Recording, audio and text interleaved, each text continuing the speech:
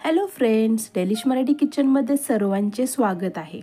हे बघा, आज मी तुमच्यासाठी खास आणि एकदम मस्त अशी व्हेज बिर्याणीची रेसिपी आणलेली आहे।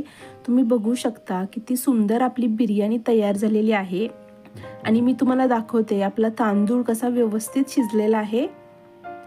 मस्त अशा टिप्स आणि ट्रिक्स मी तुम्हाला सांगणार आहे ही अशी बिर्याणी कशी बनवायची ते। चला तर मग रेसिपीला सुरुवात करूया। इथे बघा, मी 1 वाटी तांदूळ घेतलेला आहे। हे बघा, एक मोठी वाटी तांदूळ घेतलेला आहे। वजनी प्रमाणात 200 ग्रॅम तांदूळ आहे। चौघांसाठी अगदी व्यवस्थित पुरून जातो। स्वच्छ हलक्या हाताने 4 वेळेला मी तांदूळ धुवून घेतलेले आहेत। हे बघा, ह्या पद्धतीने जोपर्यंत पाणी पारदर्शक होत नाही तोपर्यंत आपल्याला तांदूळ धुवायचा आहे। आता बघा, भात शिजवण्यासाठी इथं मी 2 मोठे चमचे मीठ घेतलेलं आहे। जोपर्यंत पाणी खरट लागत नाही तोपर्यंत आपल्याला मीठ पाण्यामध्ये घालायचं आहे, ठीक आहे। परत बघा, अर्धा चमचा जिरे आहे, अर्धा चमचा शहाजिरे आहे, एक लहान स्लाइस लिंबूचा घेतलेला आहे। याने भात मोकळा होतो आणि पांढरा होतो। 2 तमालपत्र घेतलेली आहेत, एक मोठा तुकडा दालचिनी घेतलेला आहे, 4 काळे मिरी आहेत, 2 वेलची आहेत आणि 4 ते 5 लवंग आहेत। हे सगळं साहित्य आपण भात शिजवण्यासाठी घेतलेलं आहे, ठीक आहे। आता बघा, मसाल्यांमध्ये इथं मी कांदा बारीक चिरून घेतलेला आहे, एक मोठा कांदा, 2 मोठे कांदे स्लाइस करून घेतलेले आहेत, याचा आपण तळून घेणार आहोत। परत 2 मोठे टोमॅटो मिक्सरला प्युरी करून घेतलेली आहे। हे बघा, ह्या चमच्याने 2 चमचे आलं लसूण पेस्ट घेतलेली आहे, 1 चमचा तूप घेतलेले आहे, 2 चमचे कोणताही बिर्याणी मसाला घ्या, ठीक आहे। परत 2 मिरच्या घेतलेल्या आहेत, अर्धा चमचा लाल तिखट आहे, थोडीशी हळद आहे आणि चवीपुरतं मीठ। हे बघा, केवरा इसेन्स घेतलेला आहे, हा इसेन्स ऑप्शनल आहे, ठीक आहे। आता बघा, इथं मी अर्धा वाटी दही घेतलेलं आहे। हे मी घरी दही लावलेलं होतं आणि व्यवस्थित फेटून घेतलेलं आहे, ठीक आहे। आणि बघा, इथं मी ह्या भाज्या घेतलेल्या आहेत, तुम्ही तुमच्या आवडीच्या कोणत्याही भाज्या घेऊ शकता। इथे मी फ्लॉवर, मटार, परत बीन्स, गाजर, शिमला मिरची घेतलेलं आहे। आणि बघा, बिर्याणीमध्ये इथं मी कोथिंबीरचे देठ घेतलेले आहेत, अतिशय सुंदर चव येते बिर्याणीला, ठीक आहे। आता बघा, इथं मी एका बाउलमध्ये दही घेते। बिर्याणीमध्ये दही हे मस्ट असतं। आता आपण या दहीमध्ये आपले सगळे पावडर मसाले घालून देऊयात। हे बघा, हे सगळे मसाले आपल्याला दह्यामध्ये घालून द्यायचे आहेत। आता आपण याच्यामध्ये आलं लसूण पेस्ट घालून देऊयात। व्यवस्थित हा सगळा मसाला मिक्स करून घेऊयात। तुम्ही तुमच्या आवडीप्रमाणे तिखट कमी जास्त करू शकता। बिर्याणी मसाला ही थोडासा तिखट असतो, त्यामुळे थोडासा अंदाज राहू द्यात। आता बघा, आपण याच्यामध्ये सगळ्या भाज्या घालून देऊयात।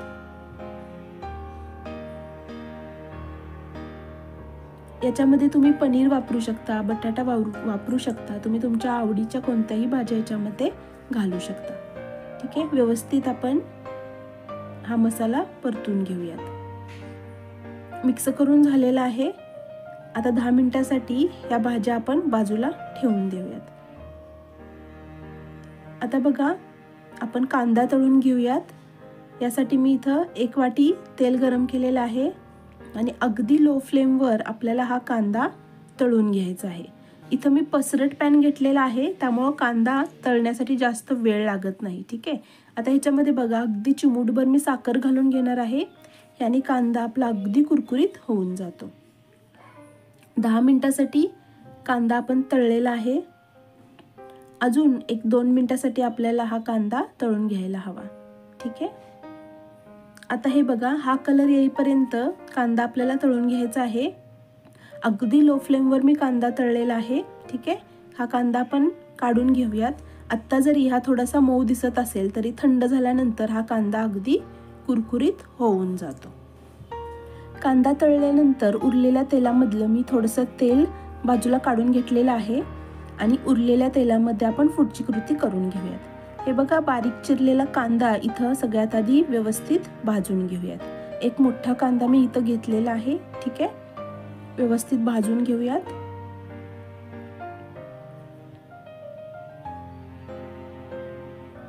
कांदा आपला व्यवस्थित भाजला गेलेला आहे। आता आपण याच्यामध्ये आपली टोमॅटोची प्युरी घालून देऊयात. 2 मोठे टोमॅटो मी इथं मिक्सरला फिरवून घेतलेले होते. ठीक आहे, ही प्युरी आपण याच्यामध्ये घातलेली आहे.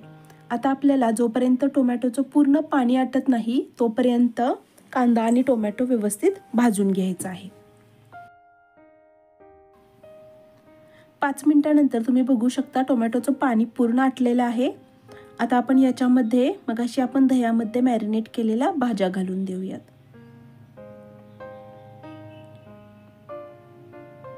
भाज्या घातल्यानंतर हाय फ्लेमवर आपण 1-2 मिनिटासाठी भाज्या परतून देऊयात.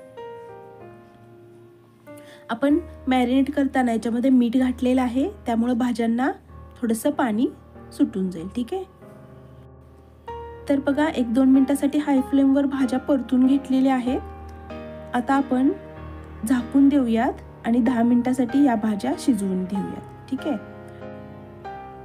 भाज्या आपल्या शिजत आहे तोपर्यंत इथे बघा मी 4 ते 5 ग्लास पाणी उकळलेलं आहे आणि याच्यामध्ये आपले हे सगळे जे भात शिजवताना वापरायचे मसाले होते ते याच्यामध्ये घालून देऊयात. एकदा पाण्याची चव बघून घ्या, कारण की पाणी हे खारट लागलं पाहिजे इतपत आपल्याला पाण्यामध्ये मीठ घालायचं आहे. ठीक आहे, आता बघा पाण्याला उकळी आलेली आहे.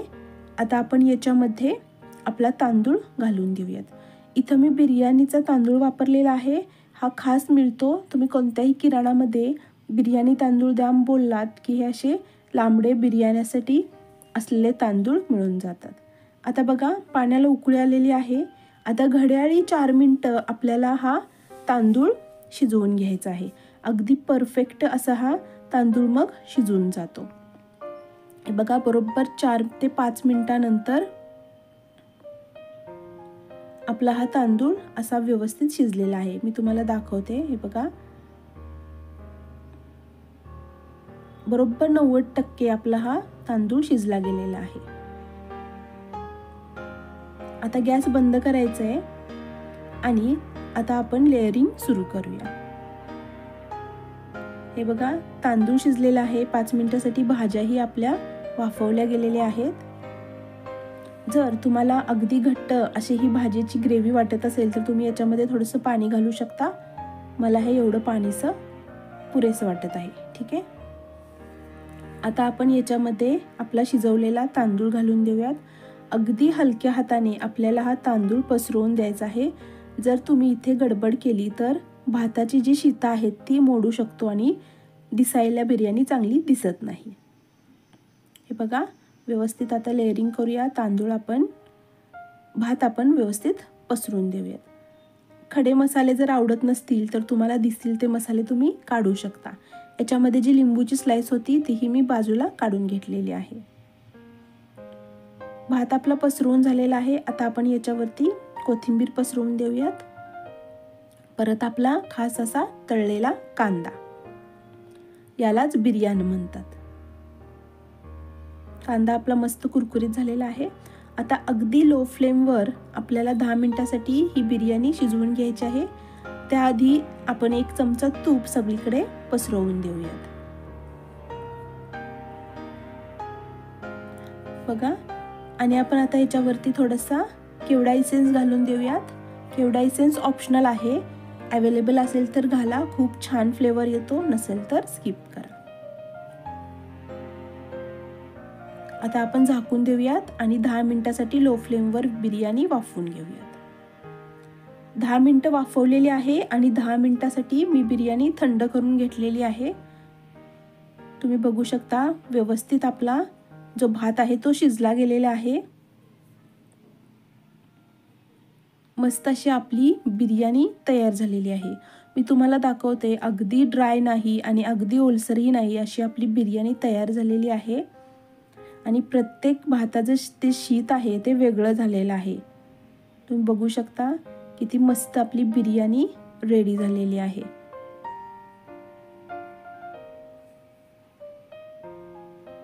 आता बघा ही बिर्याणी मी सर्विंग बाउलमध्ये काढून घेते. बिर्याणी हाताळताना अगदी हलक्या हाताने हाताळायची आहे, नाहीतर भाताची शीतं मोडून जातात. ठीक आहे,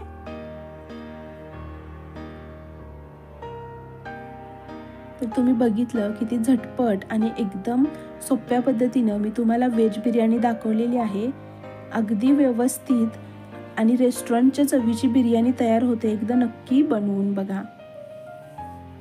बाउलमध्ये आपण बिर्याणी काढून घेतलेली आहे. आता आपण याच्यावरती तळलेला कांदा टाकून देऊयात आणि अर्थातच हिरवीगार कोथिंबीर.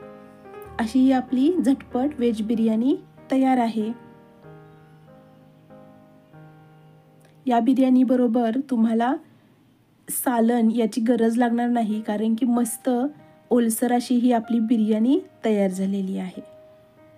फ्रेंड्स, माझे चॅनल नवीन आहे. रेसिपी आवडली असेल तर प्लीज लाईक करा, शेअर करा आणि सबस्क्राईब करायला विसरू नका. माझी ही रेसिपी बघितल्याबद्दल थँक्यू सो मच.